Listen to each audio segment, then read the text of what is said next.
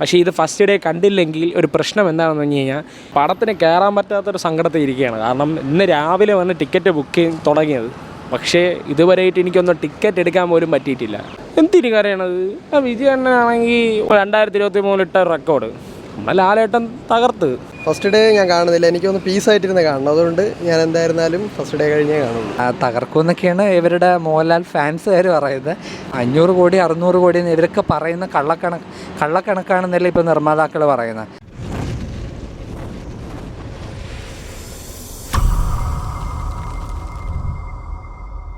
Just ഒരു hype maintain ചെയ്യാൻ വേണ്ടി കാണാൻ വന്നതാണ്. കണ്ടപ്പോൾ ആ ഒരു ഗൂസ് ഉണ്ടായിരുന്നു. എന്തായാലും നല്ലതായിരുന്നു. പിന്നെ തീർച്ചയായും ഫസ്റ്റ് ഡേ അല്ല, ടിക്കറ്റ് കിട്ടിയില്ല, സെക്കൻഡ് ഡേ പ്രതീക്ഷിക്കാം. ലൂസിഫർ നല്ല അടിപൊളി പടമാണ്, നമ്മൾ ഓൾറെഡി കണ്ടതാണല്ലോ അത്. പിന്നെ ഉറപ്പായിട്ടും 100% പൃഥ്വിരാജിൻ്റെ പടമല്ലേ. ഫസ്റ്റ് ഡേ ഞാൻ കാണുന്നില്ല, എനിക്കൊന്ന് പീസായിട്ടിരുന്ന് കാണണം. അതുകൊണ്ട് ഞാൻ എന്തായിരുന്നാലും ഫസ്റ്റ് ഡേ കഴിഞ്ഞേ കാണുള്ളൂ. അതെനിക്കറിയില്ല, അതൊക്കെ അവർക്കല്ലേ അറിയാവൂ. നമുക്ക് അവരതിനെപ്പറ്റി ഒന്നും ഇതുവരെ പറഞ്ഞിട്ടില്ല, ഡിസ്ക്ലോസ് ചെയ്തിട്ടില്ലല്ലോ. അടിപൊളി ബ്രോ. ഇപ്പോഴത്തെ ട്രെൻഡ് അനുസരിച്ച് ചിലപ്പോൾ ചാൻസ് ഉണ്ട് കേട്ടോ. ഞാൻ വിചാരിച്ചില്ല പൊട്ടിക്കുമെന്ന്, പക്ഷേ ലാലേട്ടൻ ഈ ഇന്ന് ബുക്കിംഗ് തുടങ്ങി, എനിക്ക് ടിക്കറ്റ് കിട്ടിയില്ല. ഒന്ന് റിസർവേഷൻ ചെയ്യാൻ പോയപ്പോൾ പോലും അതിനകത്തൊന്നും അനങ്ങാൻ പോലും പറ്റില്ല. ഞാൻ ആ ഒരു വിഷമം തീർക്കാൻ വേണ്ടിയിട്ടാണ് ഞാൻ ഇവിടെ ലൂസിഫർ ഒന്നുകൂടെ കാണാൻ വിചാരിച്ച് വന്നത്. എന്തിനു കരയണത്? വിജയ് അണ്ണനാണെങ്കിൽ 2023 ഇട്ട റെക്കോർഡ് നമ്മൾ ലാലേട്ടൻ തകർത്ത്. ഒരു എക്സ്പെക്റ്റേഷൻ എന്താണെന്ന് വെച്ച് കഴിഞ്ഞാൽ എന്ത് പറയാനാ, ഞാൻ പടത്തിന് കയറാൻ പറ്റാത്തൊരു സങ്കടത്തിൽ ഇരിക്കുകയാണ്. കാരണം ഇന്ന് രാവിലെ വന്ന് ടിക്കറ്റ് ബുക്കിംഗ് തുടങ്ങിയത്, പക്ഷേ ഇതുവരെയായിട്ട് എനിക്കൊന്നും ടിക്കറ്റ് എടുക്കാൻ പോലും പറ്റിയിട്ടില്ല. ഇവിടെ തിയേറ്ററിൽ പോലും ഒരു രക്ഷയില്ല, എല്ലായിടത്തും ഫുള്ളാണ്. നമുക്ക് അത്രയ്ക്ക് സങ്കടമുണ്ട്. അല്ല വൈകിട്ട് വല്ലതും കിട്ടുമോ എന്നുള്ള ഒരു പ്രതീക്ഷയിൽ നിൽക്കുകയാണ്. എവിടെയെങ്കിലും ഒന്ന് കിട്ടിയാൽ മതി എന്ന് ആഗ്രഹിക്കണം. പക്ഷേ എനിക്ക് ഫസ്റ്റ് ഡേനെ കാണണമെന്ന് ആഗ്രഹമുണ്ട്. പക്ഷേ ഇത് ഫസ്റ്റ് ഡേ കണ്ടില്ലെങ്കിൽ ഒരു പ്രശ്നം എന്താണെന്ന് പറഞ്ഞു കഴിഞ്ഞാൽ കുറേ എണ്ണം വന്നിട്ട് പടം കണ്ടിട്ട് കമൻസിൻ്റെ താഴെ വന്നിട്ട് നമ്മളിപ്പോൾ ട്രോൾ പേജസൊക്കെ നോക്കും, ട്രോൾ പേജസ് ഉൾപ്പെടെ കമൻസ് ഉൾപ്പെടെ എല്ലാം വന്ന് സ്പോയിൽ ചെയ്യും. അങ്ങനത്തെ കുറേ പ്രശ്നങ്ങളുണ്ട്. പിന്നെ ട്വിറ്ററിൽ തന്നെ സോഷ്യൽ മീഡിയയിൽ ഹേറ്റ് സ്പ്രെഡ് ആവാൻ ചാൻസ് ഉണ്ട്. പിന്നെ കുറേ സീനുകൾ ലീക്ക് ചെയ്യാനുള്ള ചാൻസ് ഉണ്ട്. അങ്ങനത്തെ പല പ്രശ്നങ്ങളും മിക്കവാറും കാണാം. അപ്പോൾ അതൊക്കെ നമ്മൾ ശരിക്കും പറഞ്ഞാൽ ഒരു ഫസ്റ്റ് ഡേ കിട്ടുന്ന ഒരു ഫീല് പിന്നെ നമ്മൾ പിന്നെ പോകുമ്പോൾ കിട്ടില്ല. എന്ന് വെച്ചാൽ എല്ലാ സ്പോയിലർ ഇവന്മാർ പുറത്ത് വിടും. ആ ഒരു ഇതുണ്ട്. അതുകൊണ്ടാണ് ഞാൻ ഇങ്ങനെ മാക്സിമം ഫസ്റ്റ് ഡേ കാണാൻ വേണ്ടി നിൽക്കുന്നത്. അത് കിട്ടുമില്ലെന്ന് എന്നോട് കണ്ടു തന്നെ അറിയാം. പിന്നെ പടത്തിൻ്റെ പ്രതീക്ഷ എന്താണെന്ന് വെച്ച് കഴിഞ്ഞാൽ പൃഥ്വിരാജ് ലാലേട്ടൻ്റെ ഒരു അഴിഞ്ഞാട്ടം തന്നെയായിരിക്കും. സത്യം ബ്രോ, ഞാൻ ഇന്നേ രാവിലെ എണീറ്റപ്പോൾ 9 മണിക്ക് തുടങ്ങി. ഞാൻ അത്ര എണീറ്റപ്പോൾ നോക്കിയപ്പോൾ തന്നെ എൻ്റെ അമ്മ കുറേ റെക്കോർഡൊക്കെ പൊട്ടിച്ചെന്ന്. ലിയോ, പുഷ്പ എൻ്റെയൊക്കെ റെക്കോർഡ് പൊട്ടിച്ച് ഇപ്പം ഒരു റീച്ച് വേറൊരു റേഞ്ച് നിൽക്കുകയാണ് ഇപ്പം. അമ്മോ, ഇപ്പം എന്ന് വെച്ചാൽ ലാലേട്ടൻ്റെ ബോക്സ് ഓഫീസിൻ പൊട്ടൻഷ്യൽ ഈ ഒരു സിനിമയിൽ കാണിച്ചിരിക്കുകയാണ്. എന്ന് വെച്ചാൽ പുള്ളിയുടെ ഒരു പടം എത്രയും നാളെ എല്ലാവരും കളിയാക്കിയ ആ നടൻ്റെ ഒരു പടം ഇപ്പോൾ റേഞ്ച് നിങ്ങൾ മനസ്സിലാക്കിക്കോ. ഹേറ്റേഴ്സിന് വീണ്ടും അടിച്ചണ്ണാക്കി കൊടുത്തിരിക്കുകയാണ്.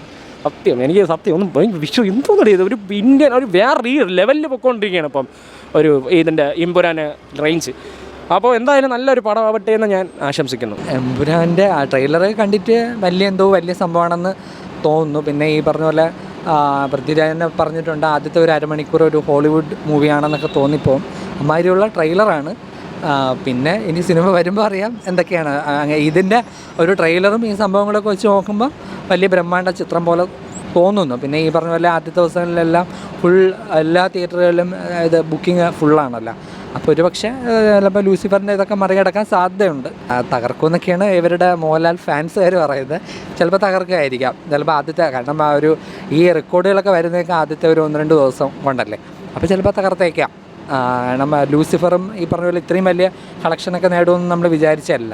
ഒരു പക്ഷേ അതിനെക്കാട്ടിയും കളക്ഷൻ നേടുമായിരിക്കും. ഇത് 500 കോടി 600 കോടി എന്ന് ഇവരൊക്കെ പറയുന്ന കള്ളക്കണക്കാണെന്നല്ലേ ഇപ്പോൾ നിർമ്മാതാക്കൾ പറയുന്നത്. ഈ 100 കോടികളിലും പല സിനിമകളും നേടാതെ ഞങ്ങൾ വെറുതെ തള്ളിയതാണ് എന്നൊക്കെ മറ്റേ വേണു കുന്നപ്പള്ളി പോലത്തെ നിർമ്മാതാക്കൾ പറയുന്നുണ്ട്. കാരണം മാമാങ്കത്തിനും പിന്നെ പുള്ളി ചെയ്ത പല സിനിമകൾക്കും 50 കോടി കളക്ട് ചെയ്യും മുമ്പേ 100 കോടി എന്നുള്ള പോസ്റ്ററൊക്കെ ഞാൻ മനഃപൂർവ്വം അടിച്ചു.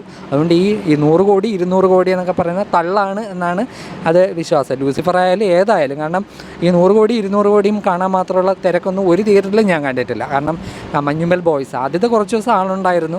പക്ഷേ ഇത് 200-250 കോടി നേടാനുള്ള ഒരു തള്ളും കണ്ടിട്ടില്ല. ഈ പറഞ്ഞ പോലെ ഒരു പക്ഷേ ചിലപ്പോൾ ഈ കള്ളപ്പണം വെളുപ്പിക്കാൻ വേണ്ടി കള്ളത്തനം പറയുന്നതായിരിക്കാനെന്നാണ് എൻ്റെ ഒരു ബലമായ വിശ്വാസമാണ്. കാരണം മലയാളത്തിലെ വലിയ നിർമ്മാതാക്കളായ സുരേഷ് കുമാറൊക്കെ പറയുന്നു ഒരു സിനിമയും അങ്ങനെ 100 കോടി 200 കോടി നേടിയിട്ടില്ല, ഇതൊക്കെ കള്ളമാണെന്ന് അവർ തന്നെ പറയുന്നിടത്ത് ഒരു പക്ഷേ ഇത് തള്ളായിരിക്കാം. വേണമെങ്കിൽ അവർക്ക് പറഞ്ഞു നടക്കാം 200 കോടി തകർത്ത് 300 കോടിയായി 400 കോടിയായി എന്നല്ലേ, മിക്കവാറും കണക്കിലെ തള്ളു മാത്രമായിരിക്കും. ഒരു പക്ഷേ ലൂസിഫറിൻ്റെ ആ ഒരു കളക്ഷൻ തകർക്കാൻ സാധ്യതയുണ്ട്. കാരണം എല്ലാവരും വെയിറ്റ് ചെയ്തിരിക്കണില്ലേ. കാരണം ആ സിനിമ ഇറങ്ങി അന്ന് മുതൽ അത് കഴിഞ്ഞ് കുറച്ച് ദിവസം ആയപ്പോൾ തന്നെ ലൂസിഫറിൻ്റെ 2ാം ഭാഗം ഇറങ്ങുന്നുണ്ട്.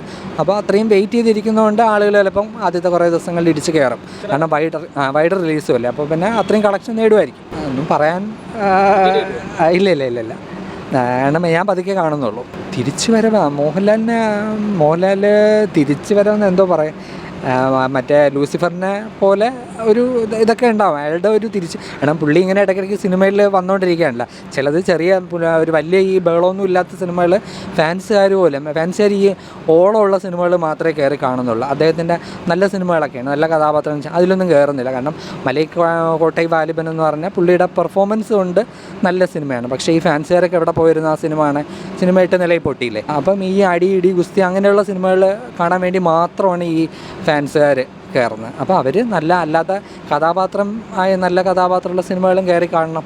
അപ്പോൾ ആദ്യ ദിവസത്തെ തള്ളു നോക്കിയിട്ടായിരിക്കും പിന്നീട് നമ്മളെ ഫാമിലി ആയിട്ടുള്ള ആൾക്കാരും അല്ലെങ്കിൽ ഫാൻസുകാരല്ലാത്തവരും ഒക്കെ ആ ഒരു തിരക്ക് കണ്ടിട്ടായിരിക്കും പിന്നീട് കയറുന്നത്. അപ്പോൾ ഈ ഫാൻസുകാർ ആദ്യ ദിവസങ്ങളിലൊന്നും കയറിയില്ലെങ്കിൽ അതെന്തോ മോശപ്പെട്ട സിനിമയെന്ന് ഈ ആളുകൾ വിചാരിച്ച് അവർ കയറാതിരിക്കുന്നതാണ്. ഇവരെല്ലാം പ്രത്യേകിച്ച് അതിൻ്റെ ഒരു നമ്മുടെ ക്യാമറ, ഈ സിനിമാറ്റോഗ്രാഫി, പിന്നെ സ്റ്റൺസ്, അതെല്ലാം എന്തായാലും ബെറ്റർ ആയിരിക്കും. കാരണം അതിൻ്റെ ഒരു ട്രെയിലർ കണ്ടിട്ടാണ് ഞാൻ പറയുന്നത്.